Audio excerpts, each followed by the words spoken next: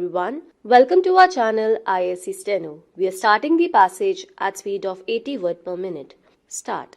May I now turn to some of the specific issues that have been raised in the course of the debate. A major priority of this country's foreign policy, as indeed the foreign policy of all the countries, is its relationship with its neighboring countries. We are very keen and have always been very keen for having best relations with our neighbors. We have many common aspects. We are one people in many aspects because we have cultural ties and we have economic linkages, and where we do not have economic linkages, we have good reasons to have economic linkages. In many respects, therefore, the fraternal spirit that we advocate for the international community as a whole, that fraternal spirit must prevail even more vehemently in our own neighborhood, in this region, in this subcontinent, and therefore the relations with our neighbors. Strengthening of these relations are of priority in our foreign policy objectives. We look at the relationships with our neighbors from two planes. One is the multilateral plane, and that is basically through the regional arrangement of the SAARC, and the other is, of course, the bilateral plane. As far as SAARC is concerned, I would like to submit here that the recent SAARC summit held in Colombo last December, we hope will impart economic content to growing cooperation amongst the South Asian countries within the SAARC framework. Elevation of poverty has been accorded the highest priority by the summit leaders, who agreed in Colombo to set up an independent South Asian Commission to study and report to the next SAARC summit its recommendations on poverty alleviation in South Asia. With these developments, it is expected that SAARC will be more responsive to the needs and aspirations of the people of South Asia. As far as bilateral relations are concerned, over the last 1 year or so, there has been, by and large, generally speaking, a substantial upswing in these relations. I could mention, for instance, Indo-Nepal relations in the course of last 1 year, and indeed more than 1 year. Indo-Nepal relations have not merely been normalized, but in the recent past have been strengthened and intensified.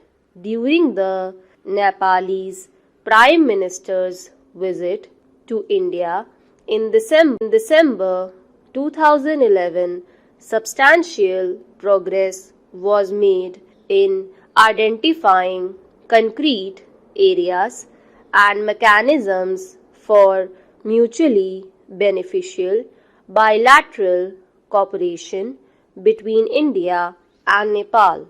As many as 5 treaties and agreements were signed between the two countries for cooperation in a large number of areas such as trade, transit, control of unauthorized trade, agriculture, education, science, and technology. A large number of decisions were taken for cooperation in the key area of water resources developed as the two countries are moving towards a new era of mutually beneficial bilateral cooperation. In short, I may say that our relations with Nepal are at a splendid high level, and perhaps they have never been as good as they are now. We would indeed improve on this spirit of fraternity and cooperation for further benefit of both our countries and people. As far as Sri Lanka is concerned, the meeting between our Prime Minister and President Premadasa in December 2011 on the occasion of the SAARC summit gave a further boost to bilateral relations and enabled discussion of issues of concern. It was agreed that Sri Lanka would take back Tamil refugees presently in India who were desirous of returning voluntarily to their homeland. As of now, approximately 15,000 have returned and the movement is continuing. We have taken up with the Sri Lanka government incidents of attacks by Sri Lanka Navy on our fishing vessels which stray beyond the maritime boundary. Assurance have been received from them that such instances will not recur. At the same time, it is necessary that our fishermen be advised to confine their fishing activities to the Indian side of the maritime boundary, and we are at the direction of the Prime Minister in the process of seeing as to what we can do within the existing legal framework to improve upon the possibility of fishermen to fish in some of these areas which we are now discussing. Now I come to Pakistan. Unfortunately, in spite of wishes and in spite of our keen desire, I am not in a position to report to the House that our relations with Pakistan are in a very good condition. The crux of the problem remains Pakistan's continued support to terrorism and subversion directed against the Indian states of Jammu and Kashmir and Punjab. Assurances conveyed by Pakistan in this regard remain to be translated.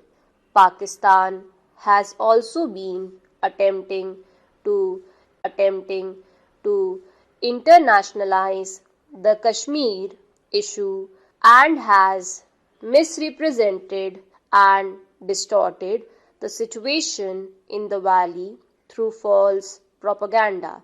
On our part, we are willing to discuss and seek a peaceful resolution of all issues with Pakistan, but it is evident that meaningful discussions on bilateral issues can only be held once Pakistan stops its interference and support stop.